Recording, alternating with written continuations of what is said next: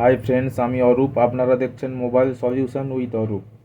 আজকে আমি আপনাদের দেখাবো, আপনাদের কাছে যদি যে কোনো অ্যান্ড্রয়েড মোবাইল যদি আসে, যদি চার্জিং জনিত সমস্যা যদি আসে, সে যে কোনো মোবাইল হতে পারে, সেটা কিভাবে খুব সহজে সমস্যার সমাধান করা যায় সেই ভিডিওটা নিয়ে আজকে আমি আপনাদের সঙ্গে আলোচনা করব। আমার কাছে একটি অ্যান্ড্রয়েড মোবাইল আছে। মোবাইলটিতে চার্জিং রিলেটেড সমস্যা আছে। এই দেখতে পাচ্ছেন আমার কাছে 6 পোর্ট চার্জার আছে এবং মোবাইল আছে। আমি একটি কেবিলকে মোবাইলে কানেক্ট করছি, আপনারা দেখতে থাকুন। দেখতেই পাচ্ছেন বন্ধুরা, 6 পোর্ট চার্জারে আমি কানেক্ট করেছি, কিন্তু কোনো অ্যাম্পিয়ার শো করছে না, অর্থাৎ কোনো চার্জিং হচ্ছে না। তো এই মোবাইলটিতে চার্জিং রিলেটেড সমস্যা আছে। চার্জারের পিন কিভাবে রিপ্লেস করতে হয় সেই ভিডিওটি নিয়ে আপনাদের সঙ্গে আজকে আমি আলোচনা করব। তো বন্ধুরা, দেরি না করে মূল ভিডিওতে যাওয়া যাক। দেখতেই পাচ্ছেন আমার কাছে মোবাইলটি চালু আছে, 1% চার্জ আছে। দেখতেই পাচ্ছেন 1% চার্জ আছে। তো বন্ধুরা, এখন আমি মোবাইলটি খুলে নেব। আপনারা ভিডিওটি শেষ পর্যন্ত মনোযোগ সহকারে দেখতে থাকুন। এখানে সিম স্লট খোলা রাখা আছে।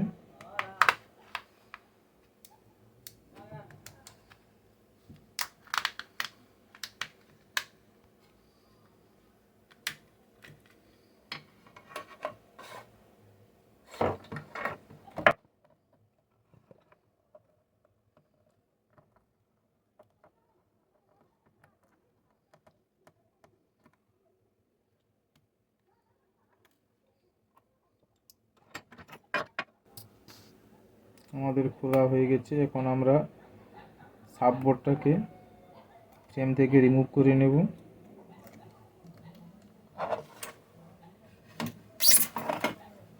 এটি হচ্ছে আমাদের চার্জিং পোর্ট। এই পোর্টটা কিভাবে খুব সহজে রিপ্লেস করা যায় দেখতে থাকুন বন্ধুরা।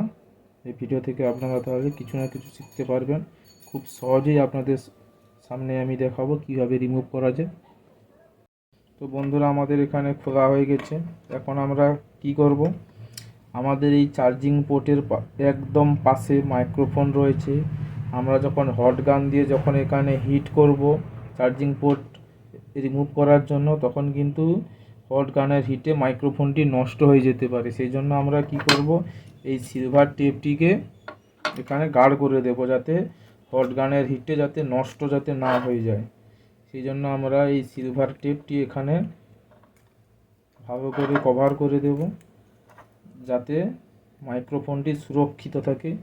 আমাদের কভার করা হয়ে গেছে। প্রয়োজনে আমরা আরও একবার দিয়ে দেব, কভার করে দেব।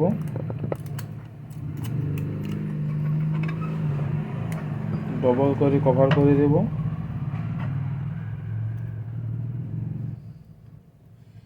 এখন আমরা যেটা করব, চার্জিং পোর্ট রিপ্লেস করার জন্য প্রথমে চারপাশে সুন্দর করে ফ্লাক্স পেস্ট দিয়ে দেব। এই ফ্লাক্স পেস্ট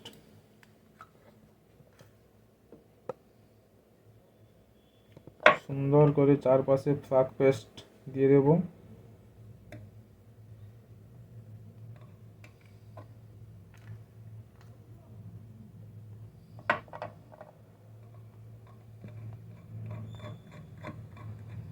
এবার আমরা হট গান দিয়ে হিট দেব। হট গানের টেম্পারেচার থাকবে 350, এয়ার থাকবে 3।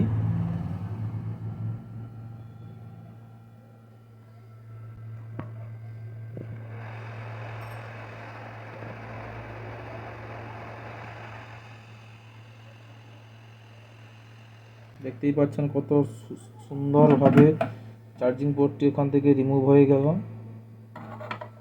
এখন আমাদের যেটা করতে হবে, আমাদের ভালো করে সোল্ডারিং করে নিতে হবে।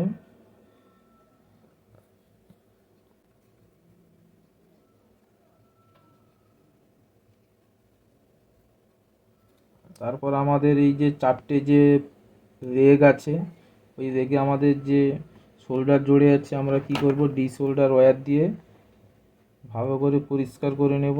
এই যে ডি শোল্ডার ওয়্যার ভালো করে পরিষ্কার করে নেব।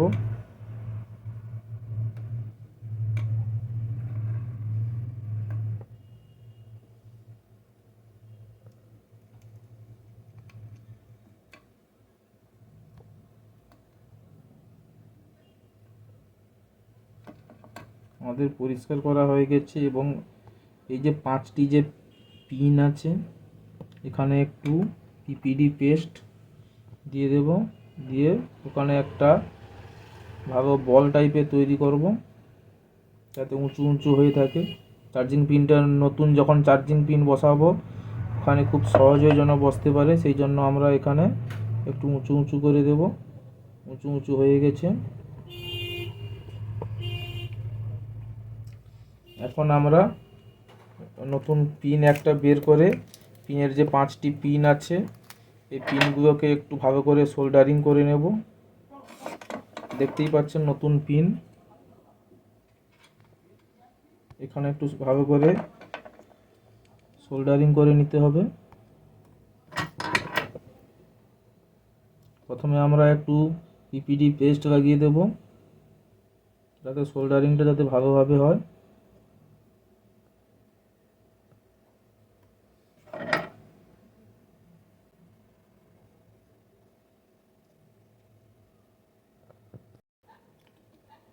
আমাদের এ পাশ সোল্ডারিং হয়ে গেছে, এখন আমরা সে পাশে একটু সোল্ডারিং করে নেব।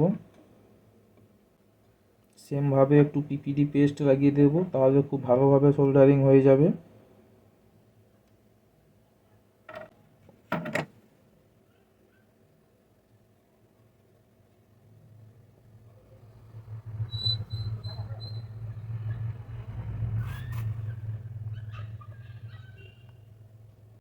আমাদের সোল্ডারিং হয়ে গেছে। এখন আমরা এই চার্জিং পোর্টকে আমাদের সাব বোর্ডে লাগিয়ে দেব। সুন্দর করে যে যার ফাঁকে আমাদের চার্জিং পিনের লেগগুলো ঢুকিয়ে দিলাম।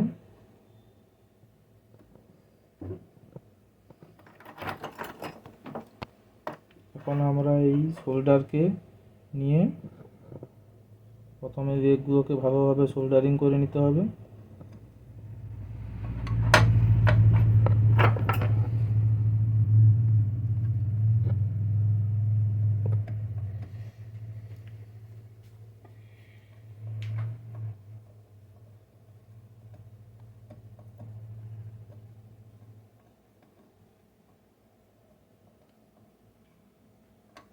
চারপাশে ভালো করে সোল্ডারিং করে নিতে হবে।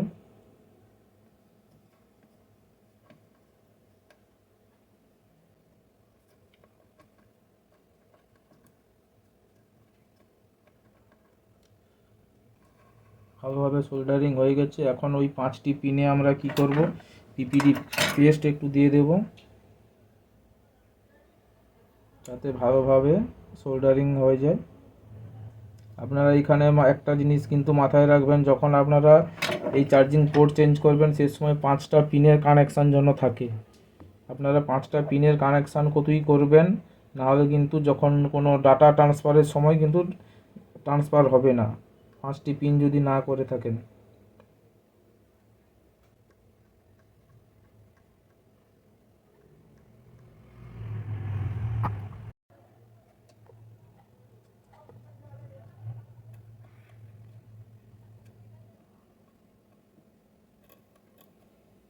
ভালোভাবে সোল্ডারিং হয়ে গেছে। এখন আমরা এই সিলভার টেপটি এখান থেকে খুলে নেব। এখন আমরা কি করব, এই সাববোর্ডকে ভালোভাবে থিনার দিয়ে পরিষ্কার করে নেব।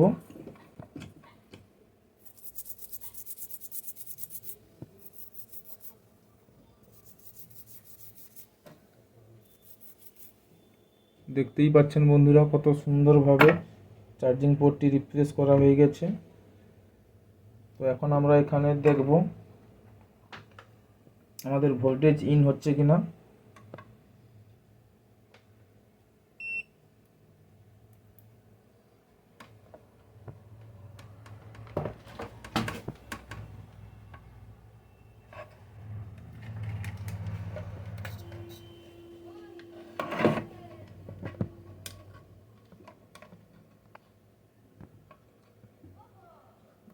একটা প্রোব গ্রাউন্ডে রাখবো আর একটা প্রোব ব্যাটারির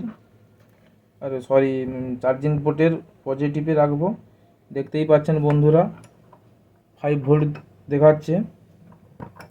B2B কানেক্টারে যদি ভোল্টেজ চেক করা হয় 5 ভোল্ট দেখাচ্ছে, দেখতেই পাচ্ছেন।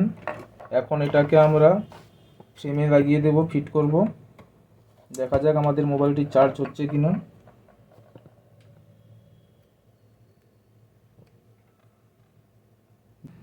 দেখতেই পাচ্ছেন বন্ধুরা, এখানে 1% চার্জ হচ্ছে এবং আমাদের 6 পোর্ট আই চার্জারে দেখতে পাচ্ছেন 1.2 অ্যাম্পিয়ার নিচ্ছে।